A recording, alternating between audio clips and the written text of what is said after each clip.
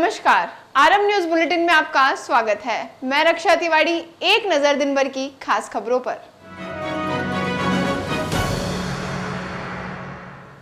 नथुसर gate स्थित Gokul circle पर स्वर्गीय गोकुल प्रसाद पुरोहित की 35वीं पुण्यतिथि पर माल्यार्पण कर श्रद्धांजलि अर्पित की गई।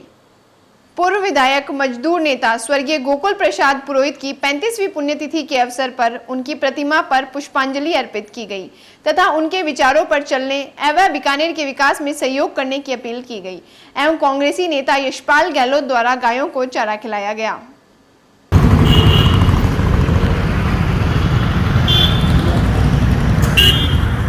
ललित थोड़ा आगे आओ। नहीं है गोवा में या तो मूर्ति गोवा नहीं या सुभाष गोवा नहीं। मूर्ति सुभाष सब आयो श्री मूर्ति बोलो। हाँ अब आई मात्र कार्ड कहीं है के ऐसे लोग कभी मरते नहीं है, वो हमेशा हमेशा के लिए अमर हो जाते हैं। मैं एक बार फिर से उनको श्रद्धांजलि करते हुए उन्हें नमन करता हूँ। गंगाशहर, बीकानेर सहित कई जगहों पर पुलिस कर रही है हेलमेट चेकिंग, साथ ही आमजन से समझाइश भी कर रही है। हेलमेट लगाएं, मास्क लगाएं व यातायात नियमों का पालन करें। शहर के कई चौराहों पर पुलिस द्वारा चेकिंग की जा रही है, साथ ही यातायात नियमों के पालन करने की समझाइश भी की गई। वहीं जो लोग नियमों के उल्लंघन करते पाए गए उन पर कार्रवाई भी की जा रही है।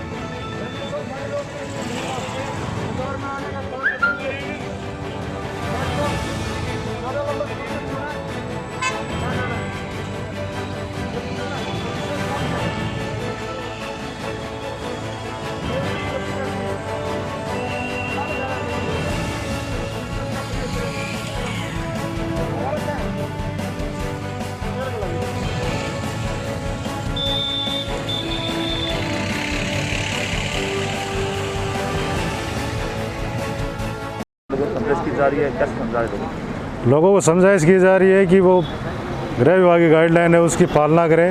हम चेक कर रहे हैं, जो सही काम से आ रहे हैं उनको हम जाने दे रहे हैं। ऐसा लग रहा है कि जो सही काम से नहीं आ रहे हैं हम उनको रोक रहे हैं, समझाइश कर रहे हैं। और जो हमें ऐसा लग रहा है कि कोई ज़्यादा नियमों की अवहेलना करें, हम उनका चालान भी कर रहे हैं। लगभग किस तरह से ज़्यादातर लोग बाहर आ रहे हैं, किस तरह से काम ज़्यादातर आ हाँ रहे जी, हैं?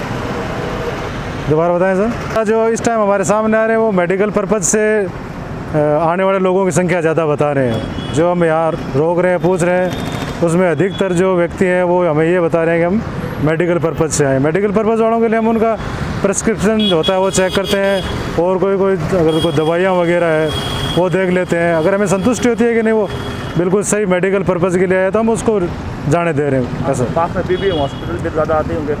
हाँ, पीबीएम हॉस्पिटल होने की वजह से दवाइयाँ वगैरह की दुकान यहाँ पूरी होने की वजह से लोगों का आवागमन कुछ ज़्यादा है। Thank you. उच्च शिक्षा मंत्री भंवर सिंह भाटी द्वारा पुगल रोड स्थित बस स्टैंड पर फूड पैकेट वितरण किए गए।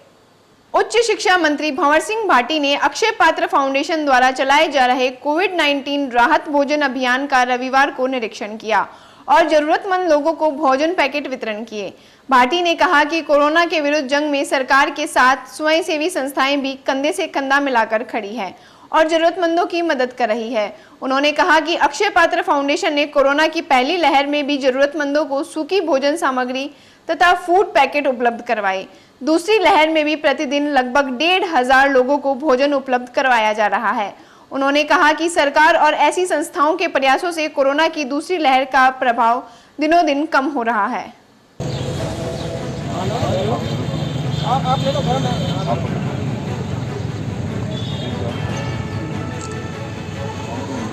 के द्वारा बीकानेर में कोरोना की पहली जब लहर आई थी उस समय भी यहाँ के लोगों को सूखी भोजन सामग्री, ड्राई फूड किट और ताज़ा खाना बना करके दोनों टाइम देने का अभियान चला था।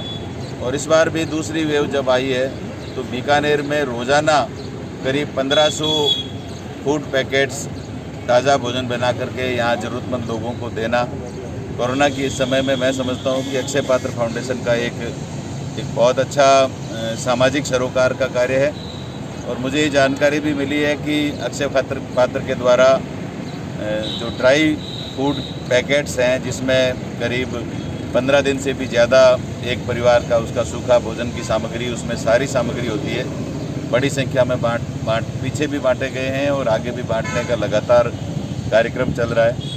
निश्चित रूप से अक्षय पात्र का जो योगदान है उसके लिए हम सभी बीकानेर वासी इनको धन्यवाद देते हैं और एक बहुत ही अच्छा कार्य, एक नेक कार्य में जो इस संस्था के द्वारा योगदान दिया जा रहा है निश्चित रूप से सराहनीय। मृतक महिला के परिजनों ने दिखाया आक्रोश, शव लेने से किया इनकार। पीबीएम परिसर में दहेज प्रताड़ना से हुई महिला की मौत को लेकर परिवारजनों में आक्रोश है। वह पुलिस प्रशासन से कार्रवाई करने का आग्रह कर रही है। वह निष्पक्ष जांच की भी मांग कर रही है।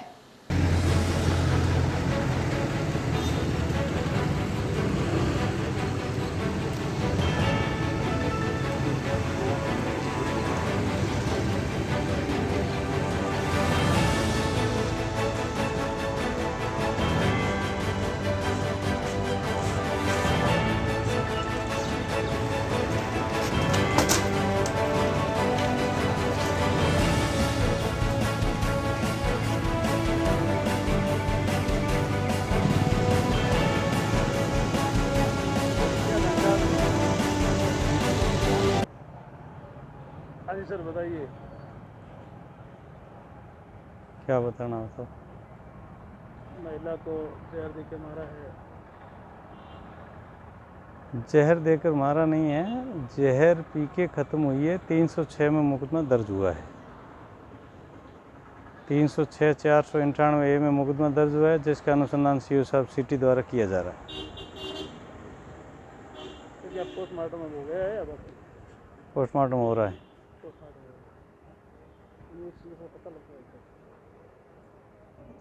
करिश्मा रात जो मेरी भतीजी है, इसे धनलोभियों ने मार डाला। बार बार दहेज की प्रथा करते थे। इन्होंने एडमिट कराई, बीमार हुई तो हमारे को इतला नहीं दी। कुछ नहीं किया। और जब दूसरे दिन पूरे बीमार करके छुट्टी दिला के ले गए, बयान भी करवा दिए इन लोगों ने, हमारे को इतला नहीं दी थी। दूसरे दिन फिर भर्ती करवाई रात को, उस दिन तो रात को 12:30-1 बजे इतला दी थी इन्होंने। हमने पूछा तो इन्होंने कुछ नहीं बताया, कह रहे हमने कुछ नहीं किया। और बच्ची की तो जहर पिया हुआ था ना, तो वो उसमें ना बात खत्म हो गई। कब की घटना? ये 1 तारीख को इन्होंने भर्ती कराया था सवेरे मंगलवार को, हमारे को इतला नहीं दी। हमारे को रात को मंगलवार को 12:30-1 बजे दी थी। आपकी रंजिश परिवार में बन गया? नहीं, शुरू से दल्लो भी तो थे, कभी कह रहे थे हमारे को मकान दिलाओ, कभी कह रहे 10 लाख रुपए दो। कौन लोग थे? ये ससुराल वाले, ससुर जी, सासू वगैरह, ससुर जी के बजरंग जी, सासू इनकी नंदेर, ये टॉर्चर करती थी। अब आपका क्या प्रार्थना है? हमारे तो ये नल्लोबियों को ज़्यादा से कड़ी सजा दी जाए। शहर में भामाशाहों द्वारा सेवा का कार्य लगातार किया जा रहा है, जिसमें पीबीएम हॉस्पिटल में स्वर्गीय भंवरलाल पेड़ीवाल ट्रस्ट द्वारा पानी व खाने की सेवाएं लगातार दी जा रही है। पीबीएम हॉस्पिटल में पानी की किल्लत दूर करने के लिए स्वर्गीय भंवरलाल पेड़ीवाल भोजनालय द्वारा रोजाना लगभग 1.25 लाख लीटर पानी टंकी की होद में डाला जा रहा है, जिसे पीबीएम में मरीजों को पानी की किल्लत का सामना नहीं करना पड़े। इसके अलावा हमेशा ठंडे पानी का टैंकर भी लोगों की सेवा में लगा रखा है और साथ ही पूरे पीबीएम के मरीजों और परिवारजनों के लिए ठंडे पानी की व्यवस्था की जा रही है।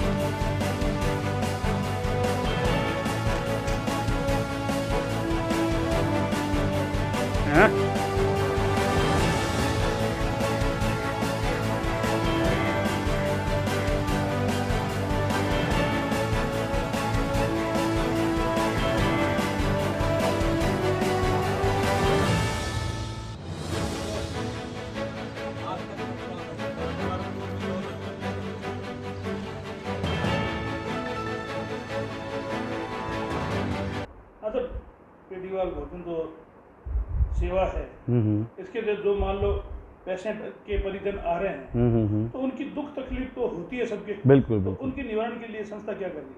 उसके निवारण के लिए जैसे यहाँ पे सब इन्होंने 5 रुपये में भोजन का जो कर रखा है कार्यक्रम शुरू, उसके अलावा मरीजों के लिए खिचड़ी है, कोई दूध वगैरह मांगे तो दूध वगैरह की व्यवस्था भी है, ठंडा जल गर्म पानी जो उनकी व्यवस्था चली रही है काफ़ी वर्षों से, और विश्राम गृह में 10 रुपये में रहना खाना पीना।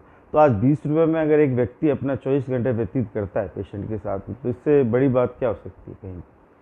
सेवा का जो मूल उद्देश्य है, क्या उद्देश्य है, मूल उद्देश्य?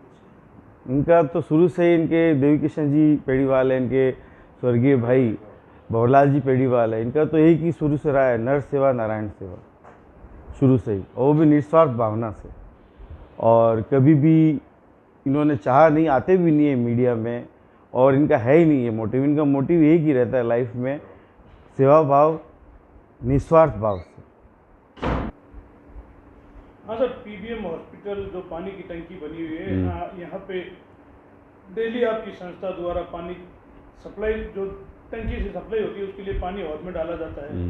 अब तक कितने टैंकर पानी वहाँ डलवा दिए? अब तक 1.5 महीने में करीब रोजाना 5 टैंकर पानी जाता है। दिल्ली के 5 टैंकर? हाँ, करीबन 1.25 लाख लीटर पानी होता है।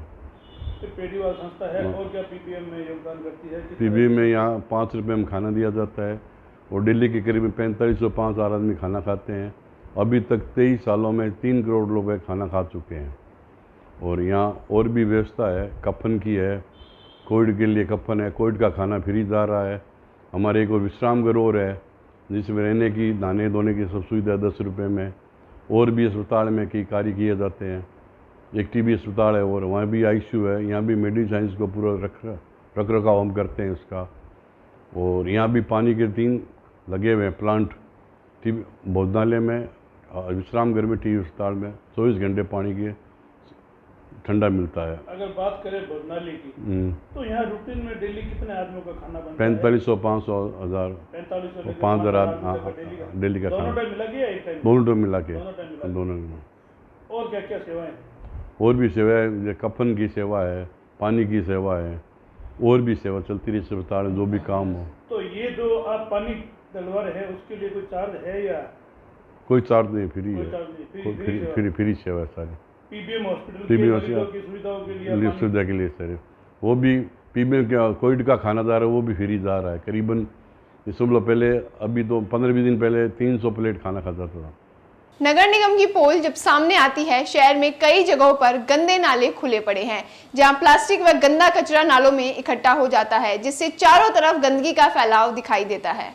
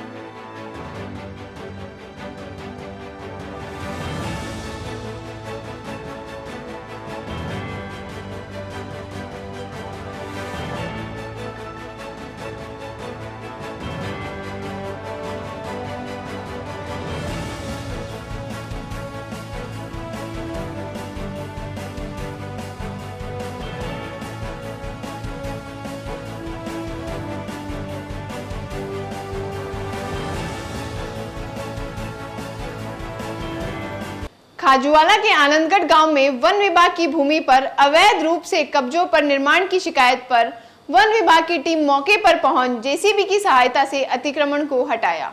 सीमावर्ती क्षेत्र के आनंदगढ़ गांव में अतिक्रमण का मामला सामने आया है, जिसकी सूचना पर दंतोर रेंज के क्षेत्रीय वन अधिकारी सुरेंद्र पाल मीणा के नेतृत्व में वन विभाग की टीम मौके पर पहुंची। वन विभाग की रेंज में मौके पर दुकान का निर्माण कार्य हो रहा था। वन विभाग ने मौके पर ही जेसीबी को बुलाकर पूरे मलबे को ध्वस्त कर दिया। गांव चक आबादियों के आसपास में वन विभाग की भूमि पर ज्यादातर गांव के लोग मकान या चार दीवारी बनाकर कब्जा कर लेते हैं। आनंदगढ़ गांव के वन विभाग की भूमि पर दुकान के निर्माण कार्य की सूचना मिलने पर वन विभाग की पूरी टीम के साथ मौके पर पहुंच मलबे को हटाकर मौके पर हो रहे पक्के निर्माण कार्य की जगह पर अपना कब्जा कर लिया। कब्जा कर रहे दुकान मालिक प्रेमदान ने बताया कि आनंदगढ़ में आज 35 साल पुरानी 2 कच्ची दुकानें हैं, जिसका विद्युत कनेक्शन भी लिया गया है। उस समय वन विभाग की जगह नहीं थी। पिछले दिनों तूफान के कारण छत व चार दीवारी गिरने के कारण चार दीवारी बनाकर निर्माण कार्य कर रहे हैं। वन विभाग के मुरबा नंबर 52/3, 4, 5 के कुल 3 मुरबों में आनंदगढ़ की आबादी बसी हुई है।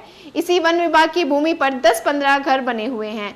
कुछ जगह पर निर्माण कार्य भी चल रहा है। उन्होंने बताया कि राजनीतिक द्वेष के चलते वन विभाग द्वारा यह कार्यवाही की गई।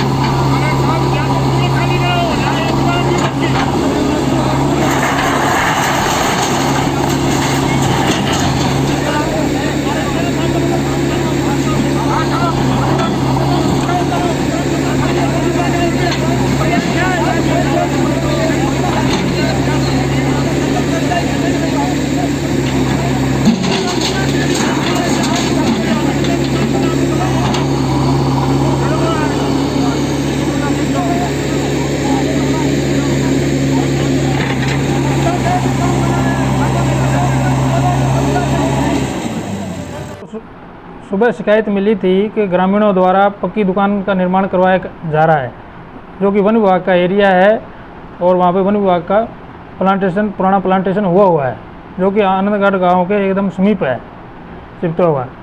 तो हमने स्टाफ को भेज के वेरीफाई करवाया कि भाई अतिक्रमण है कि नहीं है।